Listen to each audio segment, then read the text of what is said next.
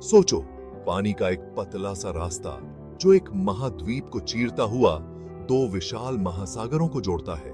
यह है पनामा नहर, 50 मील लंबा एक जलमार्ग जो पनामा के इस्थमस को काटता है।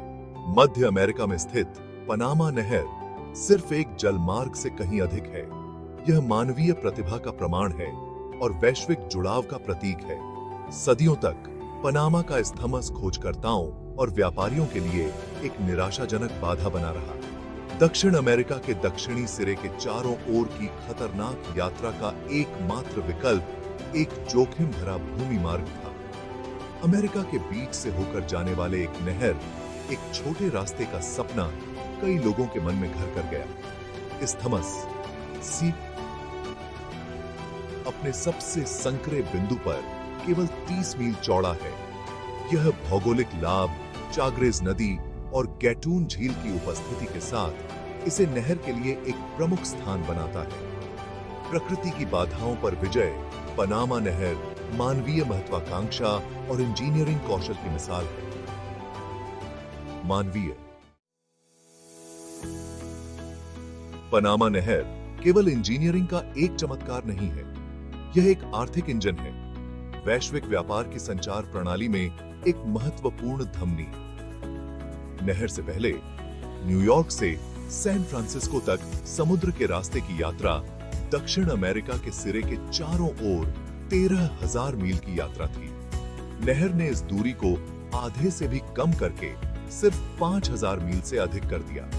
दूरी में इस नाटकीय कमी का समय और लागत में महत्वपूर्ण बचत के रूप में अनुवाद हुआ, जिससे समुद्री व्यापार में क्रांति आ गई। दुनिया के सभी कोनों से सामान ले जाने वाले जहाज अब अपने माल को अधिक कुशलता से परिवहन कर सकते हैं, जिससे शिपिंग लागत कम हो सकती है और वैश्विक वाणिज्य को बढ़ावा मिल सकता है।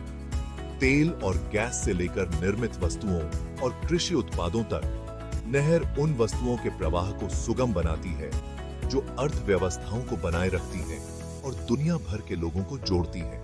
इसके निर्माण ने पनामा में आर्थिक विकास को गति दी, जिससे देश एक वैश्विक लॉजिस्टिक्स केंद्र में बदल गया। आज पनामा नहर वैश्विक अर्थव्यवस्था की परस्पर वर्फलेक्तुम का प्रमाण है। पनामा नहर का निर्माण एक महाकाव्य उपक्रम था, जो मानवीय प्रतिभा और दृढ़ता का प्रमाण था। यह एक बहुत बड़ा काम था, जिसके लिए अभिनव इंजीनियरिंग समाधान और हजारों श्रमिकों के अटूट समर्पण की मांग थी। नहर के निर्माण के सबसे उल्लेखनीय पहलुओं में से एक था गैटून झील का निर्माण, जो चाग्रेज नदी को बांधकर बनाई गई एक कृत्रिम झील है।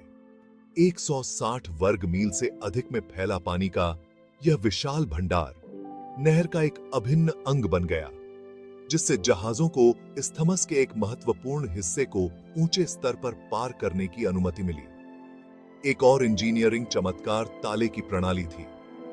इंजीनियरिंग के सरल कारनामे जो जहाजों को नहर के विभिन्न स्तरों तक उठाते और नीचे करते हैं। ये कंक्रीट के कक्ष प्रत्येक 1000 फीट से अधिक लंबे और 110 फीट चौड़े विशाल पानी लिफ्ट की तरह काम करते हैं।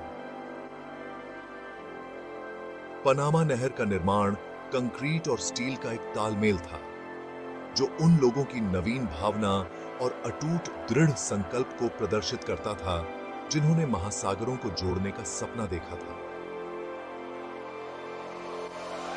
तमाम बाधाओं के बावजूद प्रकृति की चुनौतियों पर विजय प्राप्त करना। पनामा नहर का निर्माण प्रतिकूल परिस्थितियों के बिना नहीं था। ऐसा लग रहा था कि प्रकृति मानव सहन शक्ति की सीमा का परीक्षण करने के लिए दृढ़ है। अपनी भीषण गर्मी और मूसलाधार बारिश के साथ अक्षम्य उष्णकटिबंधीय जलवायु ने लगातार चुनौतियां पेश की।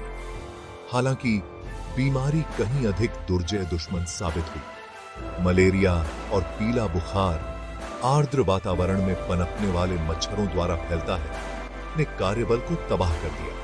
हजारों कार्यकर्ता इन घातक बीमारियों के शिकार हो गए, जिससे नहर का सपना दुखों के सपने में बदल गया। फिर भी ऐसी प्रतिकूल परिस्थितियों में भी मानवीय भावना बनी रही। एक अग्रणी अमेरिकी चिकित्सक डॉ विलियम गोर्गस ने बीमारी के खिलाफ लड़ाई का नेतृत्व किया।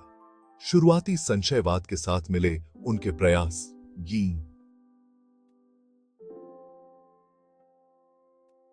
बीमारी के प्रसार को नियंत्रित करने और अनगिनत लोगों की जान बचाने में सहायक साबित हुए।